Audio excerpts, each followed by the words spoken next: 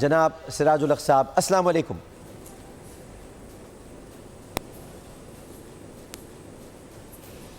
وعلیکم السلام۔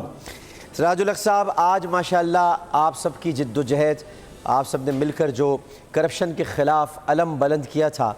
وہ رنگ لے آئی ہے، فیصلہ محفوظ ہو گیا ہے، اور فیصلہ تو ایک نوشتہ دیوار ہے۔ میں تو نہیں کہہ سکتا کہ کیا آئے گا، لیکن نظر یہی آ رہا ہے جو آپ بھی فرما رہے ہیں، جو پوری قوم کہہ رہی ہے کہ فیصلہ یہ آ سکتا ہے۔ لیکن سراج الحق صاحب، میں ذرا ہٹ کے کچھ سوال آپ سے کروں گا۔ اب ظاہر ہے کہ کرپشن کے خلاف جماعت اسلامی کا جو کردار ہے وہ تو کوئی ڈھکا چھپا ہے ہی نہیں۔ مجھے تو وہ زمانہ بھی یاد ہے جب جناب قاضی حسین احمد صاحب نے کرپشن کے خلاف باقاعدہ لانگ مارچ، بہت پہلے کی بات ہے تو کسی کو یاد بھی نہیں ہوگی، لانگ مارچ، ملین مارچ جس کو کہا جاتا ہے، اور قاضی حسین احمد صاحب مرحوم بہت بہترین انسان تھے، اور مجھے یہ شرف حاصل رہا ہے سراج الحق صاحب کہ میں قاضی حسین احمد صاحب کے زیر سایہ میں نے اسمبلی میں کام بھی کیا ہے، اور مجھ سے بہت محبت کیا کرتے تھے۔ میں آپ سے ایک بالکل الگ سوال کرنا چاہتا ہوں، اور وہ یہ کہ مجھے یہ بتائیے گا کہ اب یہ تو چلیے فیصلہ آ جائے گا انشاءاللہ، مگر کیا نظام کی تبدیلی اہم نہیں ہے؟ اگر نواز شریف صاحب ہٹ جاتے ہیں تو پھر نواز شریف صاحب ہدایت کار بن جائیں گے، ڈائریکٹر بن جائیں گے، یعنی ہٹنے کے بعد ان کا جو نامزد کردہ وزیر اعظم ہوگا وہ ان کی ہدایات پہ چلے گا، تو ہدایت کار تو اداکار سے زیادہ خطرناک ہوتا ہے، کیونکہ ہدایت کار ہی ہدایات دیتا ہے جس پر اداکار اداکاری کرتا ہے۔ تو اس وقت تو نواز شریف اداکار بھی تھے اور ہدایت کار بھی تھے، لیکن اب آنے والے دنوں میں وہ ہدایت کار ہوں گے جن کی ہدایات پر اداکار چلے گا۔ تو کیا یہ بہتر نہیں ہے کہ پورا یہ نظام جو گل سڑ گیا ہے، حکومتی نظام، اس پورے گلے سڑے نظام کو ہی ہٹا دیا جائے اور صفائی ستھرائی کر کے نئے سچے اور اجلے لوگوں کو سامنے لایا جائے؟ جناب سراج الحق صاحب۔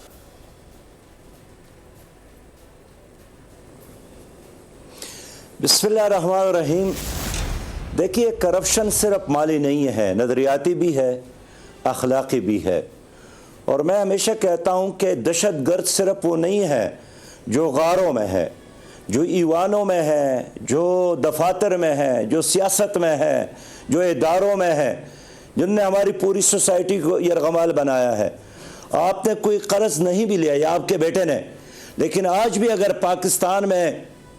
چند ہزار بچے پیدا ہو گئے ہیں تو وہ بھی مقروض کس کی وجہ سے؟ ان حکمرانوں کی وجہ سے۔ تو میں اتفاق کرتا ہوں کہ اس ملک میں اگر غربت ہے، مہنگائی ہے، بے روزگاری ہے، بدامنی ہے، تو یہ اسٹیٹس کو کا تحفہ ہے، اور میں تو ہمیشہ یہی کہتا ہوں کہ اسٹیٹس کو اب ختم ہونا چاہیے، اسٹیٹس کو مس گو، اب اس کو جانا چاہیے۔ لیکن عامر صاحب، میں ایک دل کی بات کرتا ہوں کہ یہ اسٹیٹس کو 1948 سے لے کر آج تک یہی 250 خاندانوں نے برقرار رکھا ہے، جو کبھی ایک پارٹی میں چلے جاتے ہیں، کبھی دوسری پارٹی میں چلے جاتے ہیں،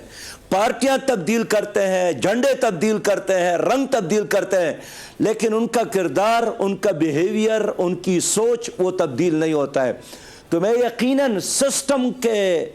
اس سسٹم میں انقلاب کا دائی ہوں۔ میرا تو نعرہ بھی اسلامی انقلاب کا ہے، اس لیے کہ اس نظام کے مقابلے میں میرے ساتھ ایک نظام موجود ہے، اور یہ میرا نہیں ہے، یہ قائد اعظم محمد علی جناح کا دیا وہ نظام ہے جس کے لیے انہوں نے انگریزوں سے اور غالب اکثریت سے نجات لے کر آپ کے لیے، میرے لیے پاکستان بنایا تھا۔ آپ کراچی میں رہتے ہیں نا جی، کروڑوں مہاجرین نے اپنا کاروبار چھوڑ کر، اپنے خاندان چھوڑ کر ہجرت کی پاکستان کے لیے، تو وہ نہ لبرلزم کے لیے تھا، نہ سیکولرزم کے لیے تھا، نہ ان کرپٹ شہزادوں کے لیے تھا، وہ ایک ماڈل اس کے سامنے رکھا گیا، اور وہ مدینہ کی اسلامی ریاست تھا۔ بحیثیت پاکستانی اور مسلمان میں سمجھتا ہوں کہ اس اسٹیٹس کو ختم کر کے پھر اس نظام کی طرف جانا چاہیے۔ ایسا نہیں ہے کہ اگر آپ بارش سے بھاگتے ہیں اور پرنالہ کے نیچے کڑے ہو جائے۔ اس لیے میں انقلاب کی بات کرتا ہوں، لیکن اسلامی انقلاب اور اسلامی نظام جو میرا یا آپ کا بنایا ہوا نہیں ہے، میرا اور آپ کے خالق نے بنایا ہے۔ سراج الحق صاحب، میں ایک اور بات آپ سے یہ پوچھنا چاہوں گا، مجھے یہ بتائیے گا، اور آپ کی موجودگی کا فائدہ اٹھاتے ہوئے، کیونکہ یہ موقع غنیمت ہے میرے لیے کہ آپ جیسی شخصیت سے میں اس وقت بات کر رہا ہوں، مجھے یہ بتائیے گا سراج الحق صاحب، کیا آج اس قوم کو ہمیں یہ یاد نہیں دلانا چاہیے، اور آپ کے ذریعے سے یہ یاد نہیں دلانا چاہیے کہ نبی کریم صلی اللہ علیہ وآلہ وسلم کی شان اقدس میں توہین، معاذ اللہ، شان رسالت میں جو توہین کی گئی معاذ اللہ، اور توہین کرنے والوں کو ملک سے فرار کرایا گیا۔ نبی کریم صلی اللہ علیہ وسلم کی شان عرفہ و اعلیٰ میں گستاخوں نے کیا کچھ نہ لکھ ڈالا۔ کرائم منسٹر کو یہ پتہ نہیں چلا اور ان کو معلوم ہی نہیں تھا کہ کیا ہو رہا ہے۔ اس کے علاوہ نصاب میں تبدیلیاں کی گئیں، جنسی آزادی پر مشتمل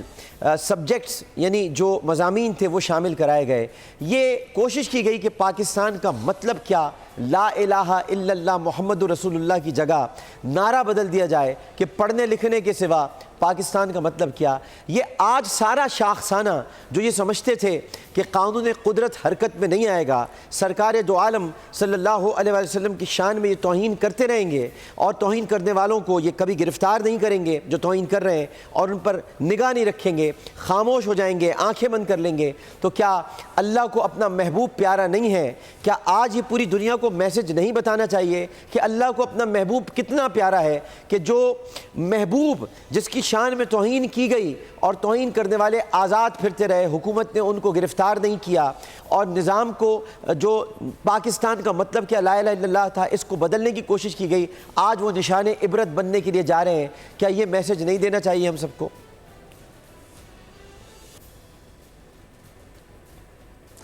دیکھیں عامر صاحب، نواز شریف صاحب نے ایک تو مالی بدعنوانی ہے، لیکن اصل مسئلہ نظریاتی کرپشن ہے کہ پاکستان کے وزیر اعظم کی حیثیت سے انہوں نے یہ کوشش نہیں کی ہے کہ ہم اپنے منزل کی طرف بڑھے، بلکہ انہوں نے یہی پیغام دینے کی کوشش کی کہ اب عوام کا مطالبہ ہے کہ پاکستان ایک سیکولر ملک ہو۔ اور میں بتانا چاہتا ہوں، میں کوئی جذباتی آدمی نہیں ہوں، میں نے نواز شریف صاحب کو مسجد نبوی میں نبی کریم صلی اللہ علیہ وسلم کے قبر مبارک کے قریب بٹھا کر ان کو یہی تجویز دی کہ پاکستان میں سودی نظام کا خاتمہ کرو تاکہ ہماری معیشت بہتر ہو جائے، اور اللہ کے ساتھ ایک جنگ ہے یہ ہم ختم کر لیں۔ اور دوسرا ہے کہ سوشل میڈیا پر اور باقی میڈیا پر جو نظریائی پاکستان، جو رسالت امام صلی اللہ علیہ وسلم کے حوالے سے ایسی چیزیں شائع ہو جاتی ہیں جس کا کبھی تصور ایک اسلامی ملک میں نہیں ہم کر سکتے تھے، لیکن انہوں نے اس پر عمل نہیں کیا۔ اب ان کا زوال کب شروع ہوا؟ یہ آج کا نہیں ہے۔ جس دن انہوں نے رات کے اندھیرے میں ممتاز قادری کو پھانسی دی اور پھر میڈیا پر پابندی لگائی کہ کوئی اس کی موت کا خبر بھی نہ چھپائیں۔ اب اگر کہیں ایکسیڈنٹ ہو جاتا ہے تو جناب اس کی خبر تو ہر جگہ آپ سنتے ہیں، لیکن ایک عاشق رسول کے حوالے سے ممتاز قادری کو رات کے اندھیرے میں پھانسی دی گئی، ان کی خبر بھی لوگوں تک پہنچانے کے لیے انہوں نے اہتمام کیا۔ اور یہی وجہ ہے کہ اس کے بعد جب یہ مسجد نبوی میں گئے تو وہاں ان کے خلاف نعرے لگے، ورنہ وہاں لوگ کوئی نظر بھی نہیں اٹھاتا ہے، وہاں لوگ اپنی آوازوں کو بھی خاموش اور پس رکھنے کی کوشش کرتے ہیں۔ تو میں اس کے ساتھ ایگری ہوں کہ اس حکومت نے مالی کرپشن بھی کی ہے، اس نے نظریاتی کرپشن بھی کی ہے، اور وہ پاکستان جو قائد اعظم محمد علی جناح نے بنایا تھا، نہ نظریاتی طور پر یہ ان کے وارث رہے ہیں اور نہ اخلاقی طور پر یہ ان کے وارث رہے ہیں، یہ ایک امر واقع کے طور پر موجود ہے۔ اس لیے میں سمجھتا ہوں کہ اب ان کے لیے ایک ہی راستہ ہے کہ یہ استعفیٰ دے دے، حقائق کو تسلیم کرے، قوم کو موقع دے دے کہ ہم آئندہ کے لیے اپنے فیصلے خود ہی کر لیں۔ آپ کو کتنا اطمینان ہے سراج الحق صاحب آج کے دن، یعنی آج جمعۃ المبارک ہے اور آج سماعت ختم ہوئی ہے، فیصلہ محفوظ ہوا ہے، آپ کتنے مطمئن ہیں کہ آپ نے اپنا فرض، اپنا حق جو آپ کو ادا کرنا چاہیے تھا بحیثیت جماعت اسلامی کے سربراہ ہی نہیں بلکہ بحیثیت پاکستانی، آپ نے اپنا فرض ادا کیا؟ آپ کے وکیل نے بلا معاوضہ، یعنی یہ پاکستان کی تاریخ میں ایک جب لکھے گا مورخ تو یہ بھی لکھے گا کہ جماعت اسلامی کے وکیل نے 1 روپیہ نہیں لیا تھا بلکہ انہوں نے بغیر فیس کے مقدمہ لڑا تھا۔ آپ کتنے مطمئن ہیں سراج الحق صاحب آج کی سماعت کے بعد؟ نہیں عامر بھائی، ابھی میں مطمئن نہیں ہوں اپنی جدوجہد سے، اس لیے کہ میں نے ابھی بہت سارا کام کرنا ہے، اور یہ احتساب صرف نواز شریف صاحب کا نہیں، ان تمام لوگوں کا جنہوں نے اس پاکستان کو لوٹا ہے، آج لوٹ رہے ہیں یا کل لوٹا ہے، دائیں طرف کھڑا ہے یا بائیں طرف کھڑا ہے، وہ ڈرگ مافیا ہے، وہ لینڈ مافیا ہے، जिन्होंने यहाँ लूट कर गैर कानूनी ऑफशोर कंपनियां बनाई हैं। और पनामा लीक्स में अमीर भाई एक नहीं है, 435 से ज्यादा नाम है। जब तक उन सब का एहतसाब न हो,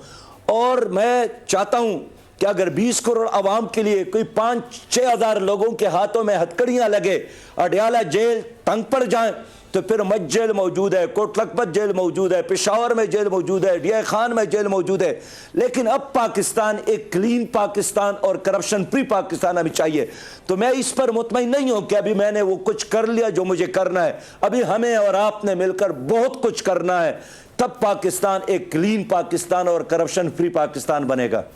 जी बिल्कुल दुरुस्त फरमाया आपने सिराजुल हक साहब। मैं आप जो फरमा रहे हैं इस बात से कुल्ली तौर पर इत्तेफाक करता हूँ कि अभी हम सब ने मिलकर बहुत कुछ करना है। ये बिल्कुल आपने दुरुस्त बात कही है।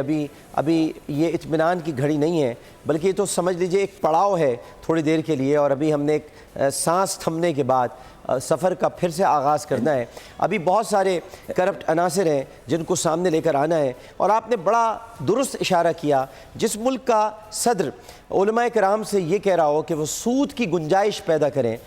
सिराजुल हक साहब आपने बड़ी बेहतरीन बात की है। सूद का मामला ये है कि अल्लाह से जंग करना, अल्लाह और उसके रसूल सल्लल्लाहु अलैहि वसल्लम से जंग करना। और अगर आपने जो फरमा रहे हैं कि मस्जिद नबवी सल्लल्लाहु अलैहि वसल्लम में भी उनको मशवरा दिया था कि वो सूदी निज़ाम के ख़ात्मे की तरफ बढ़ें, लेकिन वो सूदी निज़ाम के ख़ात्मे की क्या बात करते, वो तो सूद पर सूद, सूद पर सूद, और फिर उसके बाद जो जाली दस्तावेज़ात जमा कराई गई हैं। आखिरी सवाल आपसे करूँगा सिराजुल हक साहब कि जिन लोगों ने साथ दिया, जिन मीडिया हाउसेस ने, ख़ास तौर पर जो मीडिया हाउसेस साथ दे रहे थे,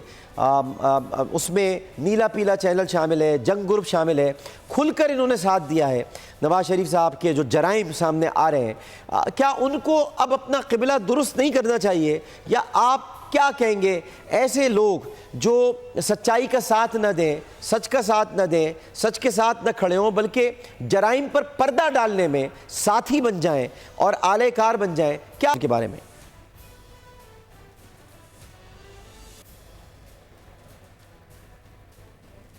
सिराजुल हक साहब की लाइन ड्रॉप हो गई है, लेकिन सिराजुल हक साहब से जितनी भी हमारी गुफ्तगू हुई है, बहुत बेहतरीन बातें उन्होंने की हैं।